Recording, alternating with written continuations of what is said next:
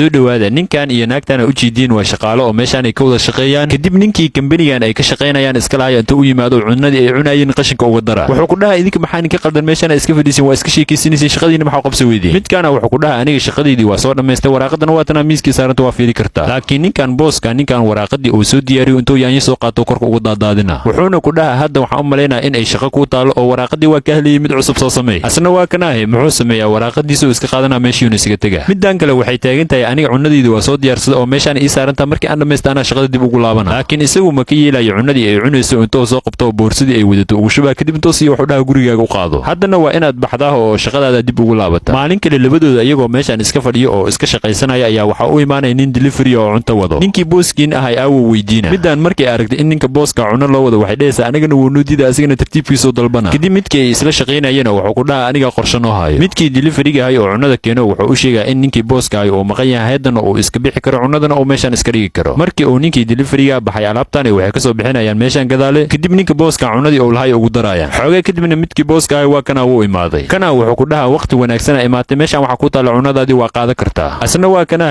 cunadii intuu hortooda ku soo baxsado waliba hortooda ku cunaa intaas kaliya ma aanay wuxuu u sheegay inay cuntadan aad u macaan tahay laakiin xoogaa markii uu cunada cunaya caloosha laga qabanaa ayagana waxay ogaanayeen inuu qorshoodii uu shaqeeyay kadib isagoo suuxsan oo dhulka ku dhaca ayagana wanaagii u sameynayaan oo ambalaastii u caayaan ambalaastina waa tanaay uu soo gaaray ayaguna markii arkaan inay ninkan ka taalo wax walba u sheegayaan waxay ku dhahay cunada anaga wax ku darno waxa rabnay inaan cashar ku dhigno intuu soo kaco wuxuu ku dhahay markii aan soo fiicnaado shaqada waan ka bari doonaa laakiin ninkii dhakhtarka ahay oo ambalaasta la socdaa wuxuu u sheegay inaysan kuwan dili rabin oo ay badbaadiyeen say ii badbaadiyeen oo weydiina wuxuu ku dhahay caloosha waxa ka qabtay cudur ayagana cunada waxay kuugu dareen sun dilayso cudurkii aan caloosha ka qabtay xanuunka caloosha iga hayay miyaa taqaaniin oo ayagii weydiina haahay ku dhahayaan waxaan ogeyn inaan cudurkaas qabta anigana waa ku daaweynay kadib midkii dhakhtarka ahay intay gees ula baxaan waxay dhahayaan runta miyaa ninkan ma badbaadin hadda war waxaa badbaadiseen malaw ku dhaha sunta aan ninkan siiseen qof ma badbaadisay ee dadkii disha anigana sababta aan beenta u sheegay waxaa raba kaliya in aan shaqadiina idiin badbaadiyo ee ogaada waxa sun waaye ayaguna dhakhtarka u mahad celinayaan muuqaalka taas ka leegno saar